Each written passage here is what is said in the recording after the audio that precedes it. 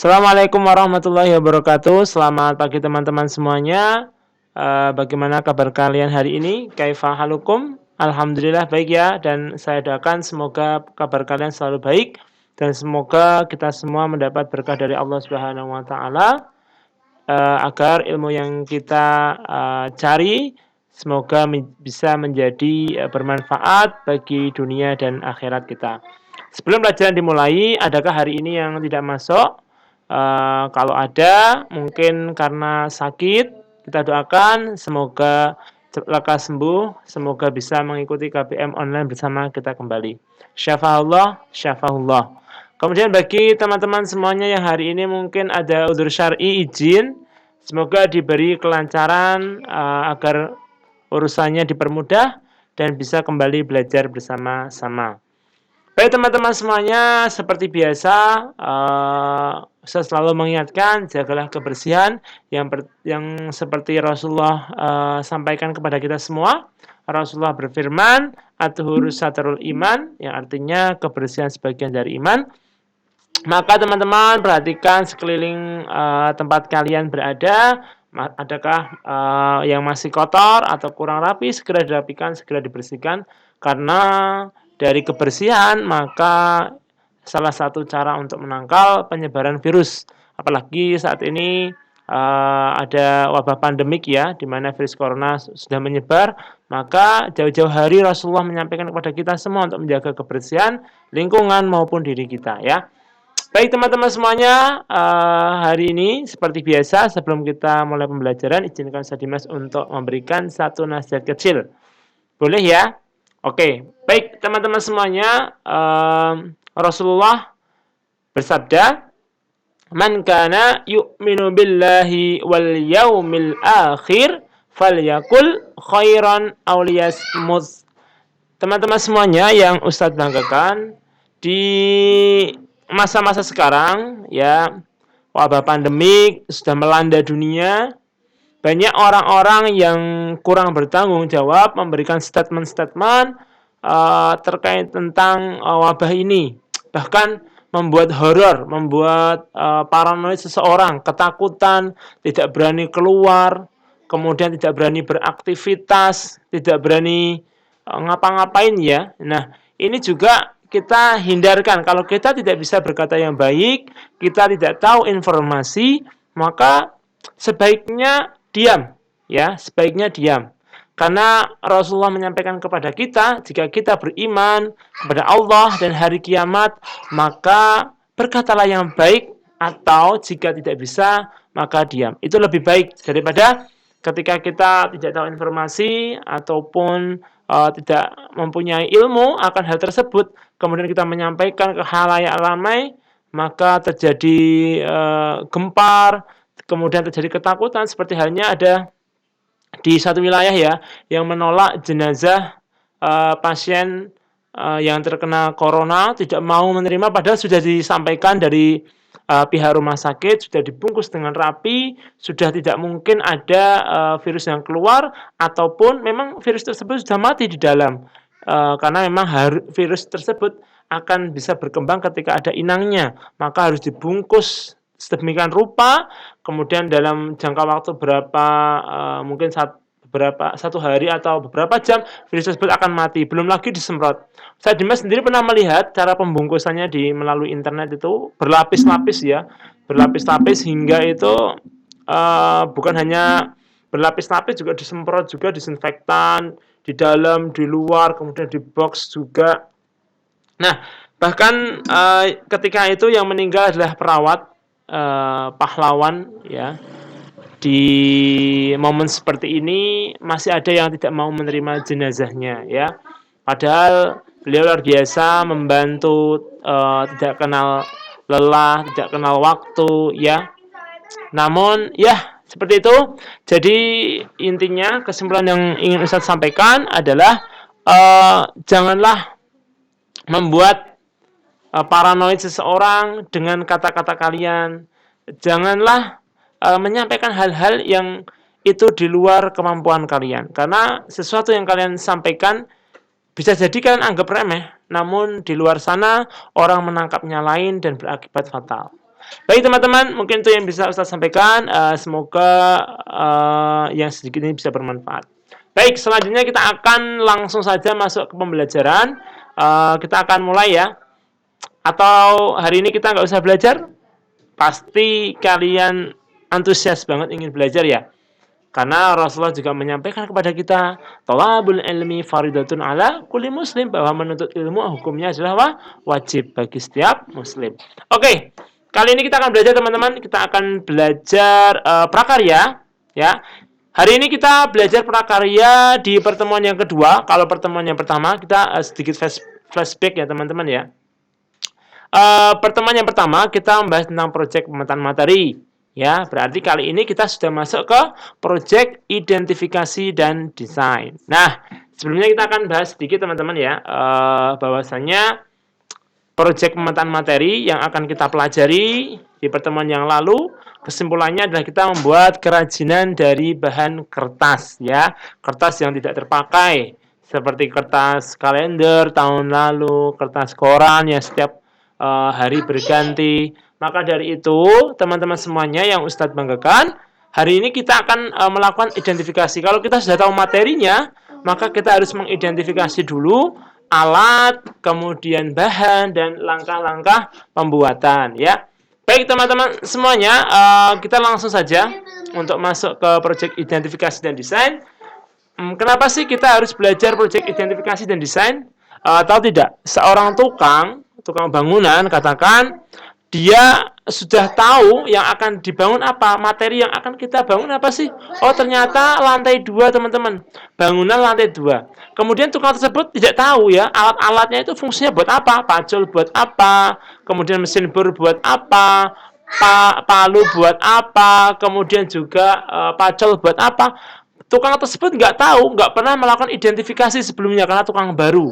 Nah, kira-kira apakah tukang tersebut mampu untuk membuat bangunan ini? Ya, belum bisa ya, karena mereka tidak tahu ini fungsinya buat apa. Sekalipun mereka bisa, pasti acak adul ya, berantakan sekali. Oke, maka dari itu kita juga harus tahu, identifikasi dulu alat, kemudian bahan, kemudian juga bagaimana sih langkah-langkah pembuatannya ya. Itu kenapa itu pentingnya, kenapa kita harus belajar identifikasi dan desain. Begitu juga dengan suatu karya atau pembuatan produk kerajinan. Kita harus tahu dulu materi kita apa. Sudah ya di pertemuan yang lalu, melalui pemetaan materi sudah ada. Kemudian alat-alat yang kita gunakan apa, kemudian bahannya apa saja. Ya, jangan sampai kita nggak tahu, nanti malah bingung semua jadinya. Kemudian kalau sudah alatnya ada, bahannya ada, baru kita susun tuh langkah-langkah pembuatannya. Langkah pertama, langkah kedua, langkah ketiga. Dengan cara seperti itu, maka kita tidak tidak ambiar, tidak gemramang itu kata orang Jawa ya, gemramang atau masih imajinasi saja, tapi langkah-langkahnya sudah jelas. Maka itu akan mempermudah kita dalam membuat kerajinan. Oke, teman-teman semuanya. Baik, langsung saja di sini tugas kalian nanti adalah membuat identifikasi dan desain ya. Nah, di sini nanti tugasnya adalah silakan kalian identifikasi alat, bahan dan langkah pembuatan kerajinan kertas. Nanti kalau sudah kalian buat identifikasinya, silakan kalian bisa foto japri ke Ustadz Dimas. Formnya seperti ini teman-teman ya. Form untuk proyek identifikasinya. Gunakan penggaris yang rapi, boleh menggunakan kertas folio, tapi yang Ustadz sarankan, rekomendasikan adalah buku catatan, agar kalian mempunyai buku catatan, buku pedoman untuk belajar pelajaran yang kalian catat di dalamnya ya. Nah, nanti bentuknya seperti ini teman-teman. Ini saya perbesar saja biar kalian lebih paham. Ya, yang pertama adalah proyek identifikasi. Judulnya identifikasi apa? Tulis di sini. Kerajinan bahan kertas ya. Kemudian nama kelompok daftar anggotanya, karena ini individu ya, kita tulis saja satu orang, Budi. Nama praktikumnya adalah kerajinan membuat, ini langsung masuk ke subjudulnya ya, membuat bunga dari kertas koran misalkan ya. Praktek keberapa? Praktek yang pertama. Manfaatnya apa sih? memanfaatkan kertas koran yang banyak tidak terpakai di rumah. Kedua, meningkatkan keterampilan. Ya, silakan kalian tulis nanti minimal 3 ya, minimal 3 manfaatnya. Kalau bisa yang banyak ya, biar kalian juga memahami fungsinya. Pentingnya apa sih kita belajar kerajinan dari kertas yang tidak terpakai, fungsinya apa? Kemudian di sini kalian gambar bunga ya, seperti itu. Kemudian nama bahannya ini jelas kertas koran, ini bahan utamanya.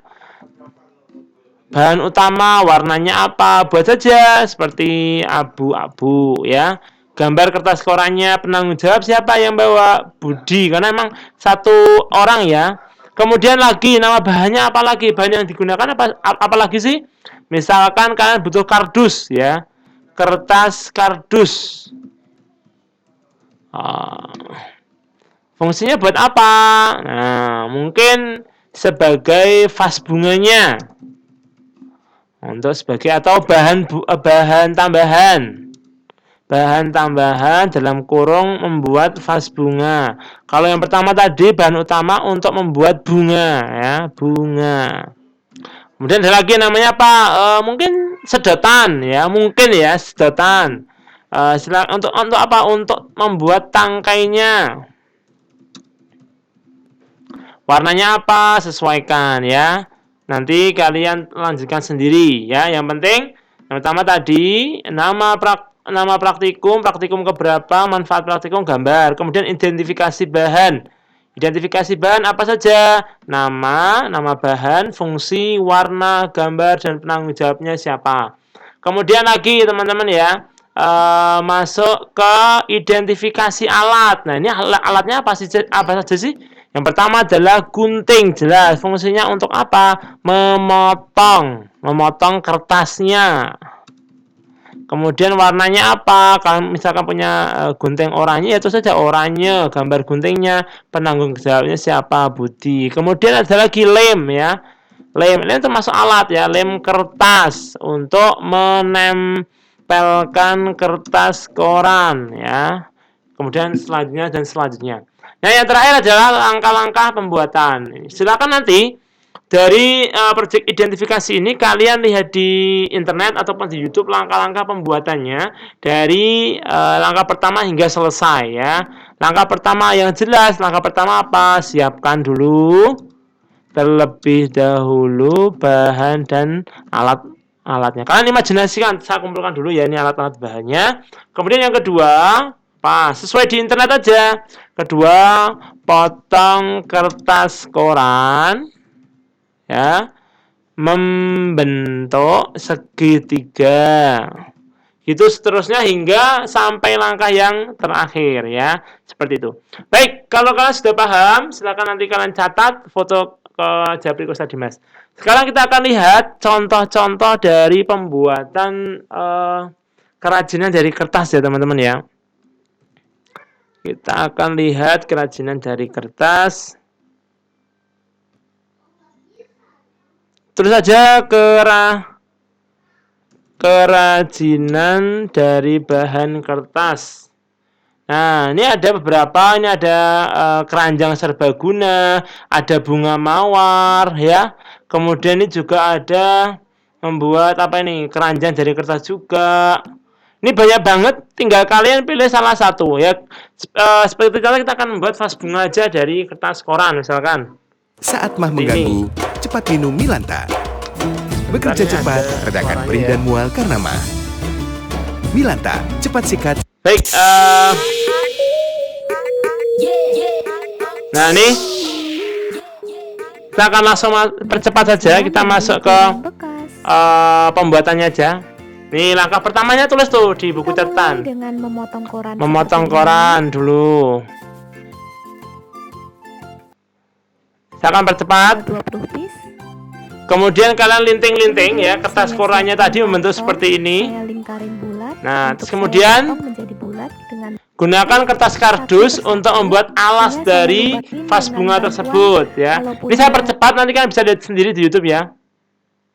Kemudian dari alas tadi kita lubangi sekelilingnya ya. Pasti ada yang buat lebih kecil tadi. Buat menjadi 5 lingkaran dari kardus tadi. Kemudian kan hubungkan seperti ini ya. Seperti ini, hubungkan. Ini saya percepat, nanti kalian bisa lihat sendiri di YouTube ya. Kurang kuat. Nah, ini kemudian potong pada bagian yang tidak terpakai atau memang terlalu panjang ya, kita potong agar pas. Kemudian diberi lem biar kuat seperti itu. Kemudian dilapis lagi di bawahnya biar ada agak rapi ya. Dan biar bisa berdiri seperti ini. Kreasi saya yang nah, jadi teman-teman. Nah, kalau kalian perhatikan baik-baik, untuk praktikumnya itu pembuatannya sekitar 10 menit. Ini perhatikan di sini. Ini hanya 10 menit. Itu pun tadi sudah ada intronya di depan, pembukaan ya dan penutup. Kalau praktikumnya saja nanti kalian bisa rekam, ya mungkin 10-15 menit bisa lah kalian ya. Padahal waktu kita untuk pertemuan depan, kita sudah mulai project action ya, praktikum. Itu waktunya 2 jam. Ya, jadi kalian langsung praktek, syuting, kirimkan ke WA-nya Ustaz Dimas untuk pertemuan depan ya. Nah, ini kita kembali lagi ke materi kita di sini, di sini. Jadi tugasnya intinya silakan kalian identifikasi alat, bahan dan langkah pembuatan kerajinan kertas ya. Temanya apa? Tentukan sendiri. Kemudian fotonya kalian japri. Untuk pertemuan depan kalian sudah mempersiapkan alat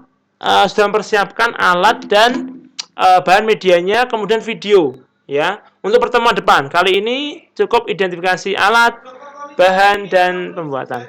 Oke teman-teman semuanya, mungkin itu yang bisa kami sampaikan. Kurang lebihnya mohon maaf jika ada salah kata yang menyinggung hati dan perasaan kalian.